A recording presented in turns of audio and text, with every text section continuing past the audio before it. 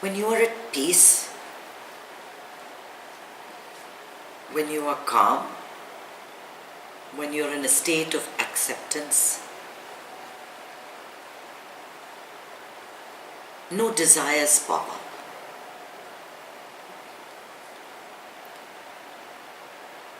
You're not even aware of the thoughts that come up at that time. Like just after, you've finished your day's work, and you've been running around the whole day doing stuff, and you just sit down on the sofa, quite happy that you've accomplished whatever you wanted to do that day. And if you think about it, at those times, you can't really follow your chain of thoughts. Thoughts do come up, thoughts never stop. But because you are in such a state of acceptance, you're not aware of those thoughts. They don't hurt you. They don't make you sit up and say, I need to do something.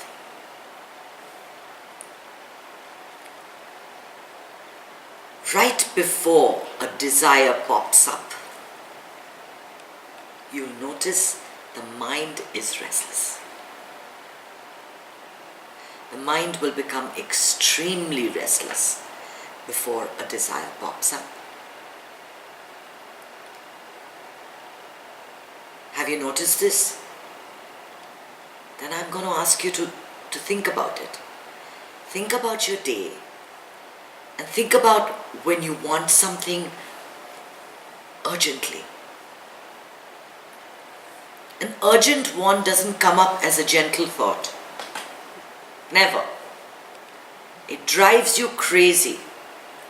I think you need to eat that Lindt chocolate. It's sitting on the counter. It's begging you. You need to have it. What's the harm if you have it? The whole world is having it. Everybody does whatever they want, and I can't do what I want. What's the harm? I'm just going to try one. It's not going to hurt me. And you move to action to satisfy that desire. And for a while, after you put that chocolate into your mouth, you feel so good. You feel so good. That sugar high hits you. The chocolate melts in your mouth. Now all of you want to eat a piece of chocolate, I'm sure. And you're satisfied. You're very satisfied. Till the restlessness begins again. Which is why I ask for you to observe during meditation. There is restlessness within us. It is reflected even in our breath. When that restlessness comes up, the breath becomes a little choppy. It's not smooth and easy. The breath becomes short. The inhale and the exhale don't match. Until the desire is met, we are restless.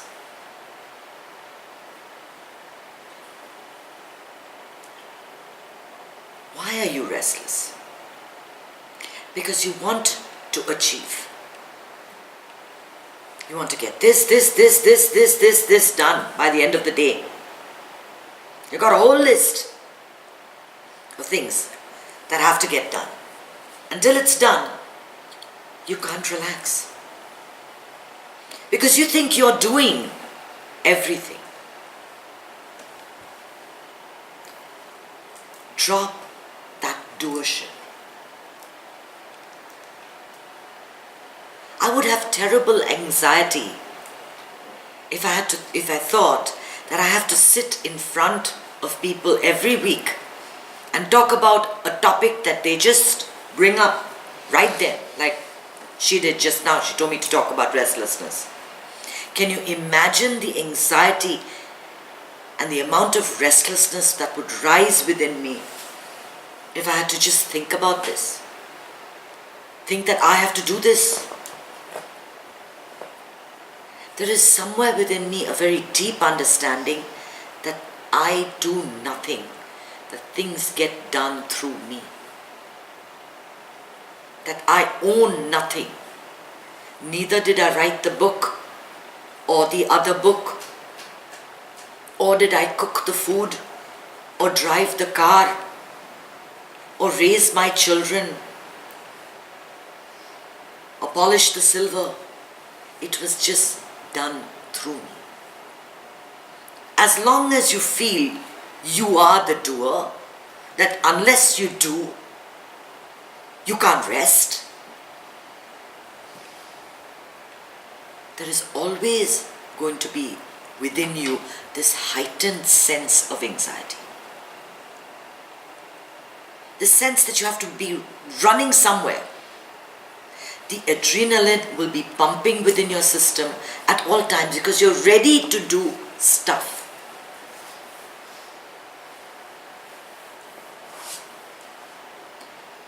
Wanting and desiring are two different things.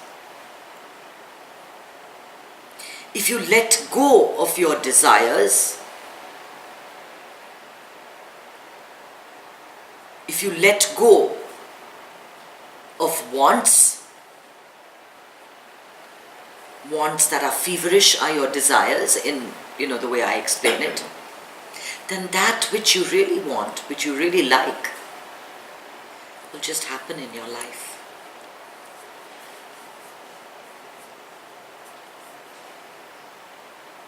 We feverishly follow our desires. And desires are what? All that is connected with your sense objects, right? To see things, beautiful things. There's a new art exhibit this weekend. I must attend the art exhibit in the morning, go to in the afternoon to the beach, and in the evening do something else.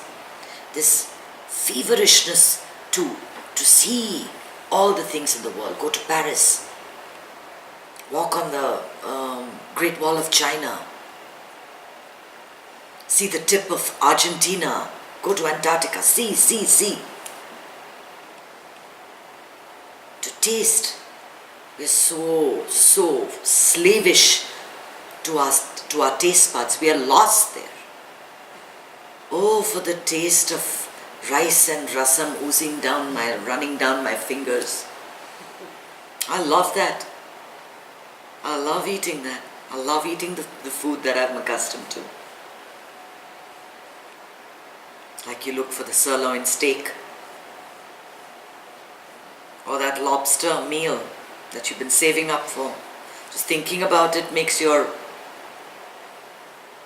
mouth water. We are so feverish about putting things into our mouth. Like Guruji says, how many tons of food have you put into your mouth so far? Of that which is memorable. Can you even remember what you ate for breakfast last week, last Tuesday? Do you even have any recollection of what is happening here? We desire, we satisfy, we rest. Restless, desire, satisfy, rest. It is a ceaseless, endless pursuit of running after desires, experiences.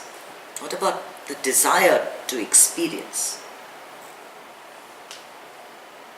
That is even more. And don't think the desire for enlightenment is any less. It is a hankering. It is a hankering, and I face that quite often. And I have to tell myself, stop. Don't desire it so much. The desire to meet a guru, the desire to listen to this lecture by this one, that lecture by that one, buy this book, buy that book, something, in the hope that I'll get the enlightenment. That is a desire too.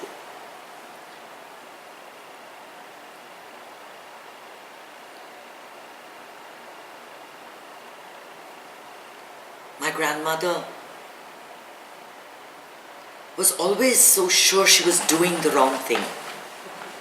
She couldn't sit still. Do you know she couldn't sit still for even 1 minute?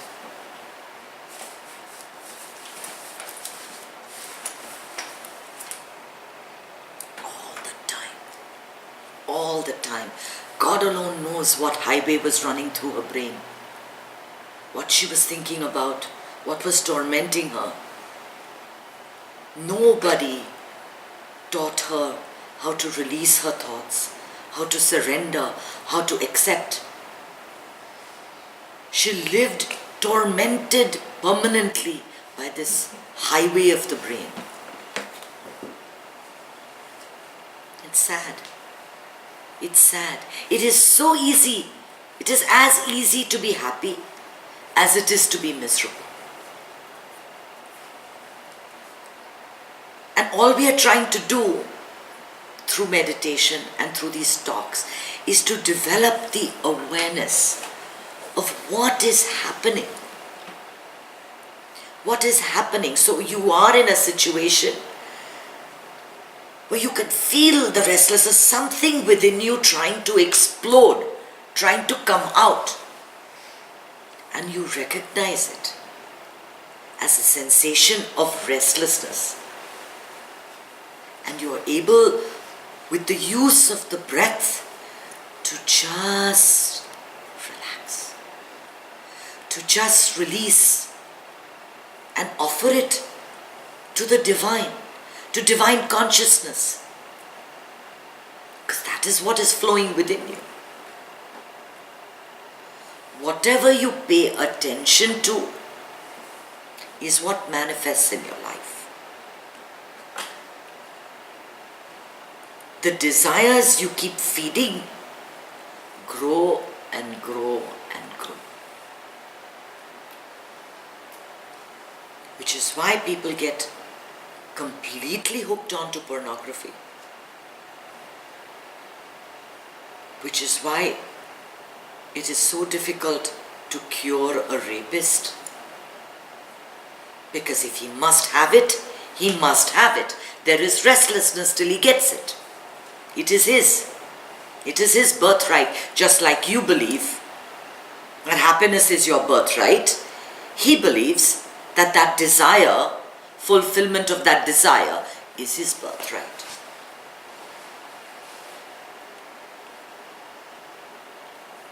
My mother always complains that the servants steal in her house.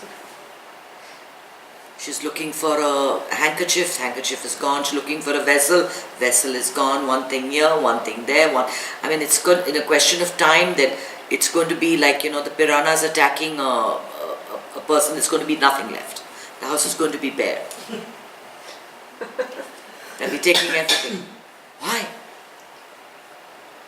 There is something in your house that they believe you don't deserve. It is theirs. And so they take it.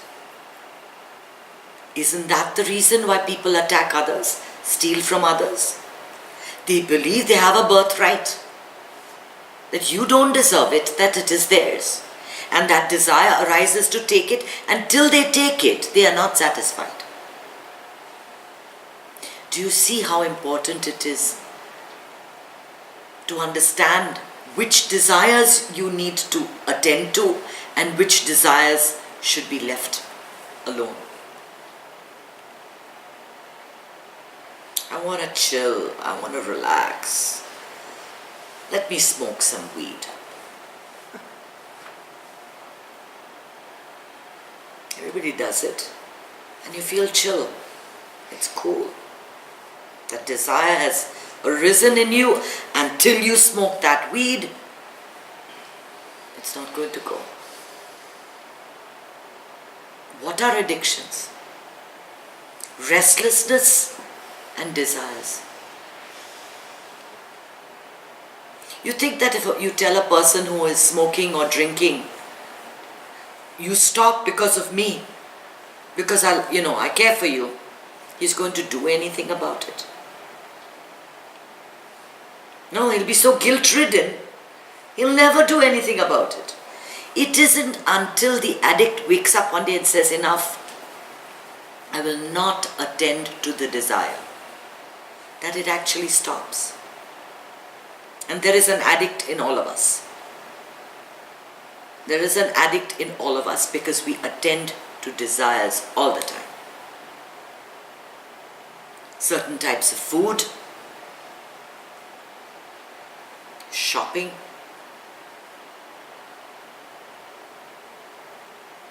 spending money on unnecessary things. Yeah, these are desires that rise within us.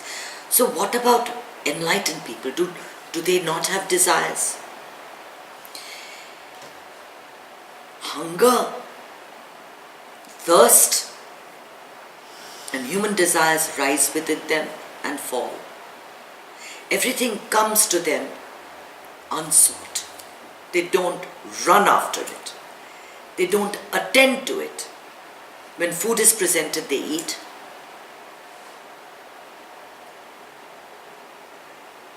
And that's it. It's not that they don't feel a sensation of hunger within them. We can feel hungry, but are we going to be eating a 6-pound chocolate cake? Decent meal consisting of a balanced diet. What are the desires you are attending to? Recognize the restlessness that comes just before this desire sparks within you. And say, aha, you I will entertain, or you I don't want to. The choice is yours. The choice is certainly yours. Don't be under the misunderstanding that you're restless, and if you do something, that's going to go away. It's only going to go away temporarily. It will be back, and it will be back stronger than before, because you've given it audience. Just recognize that you are restless. Go back to the breath. Deepen your breath. Use the Ujjayi breathing to just release it and get back to the state of being completely at peace, calm, when nothing can ruffle you. Because all this restlessness, all this hankering takes you away from that feeling of being harmonious,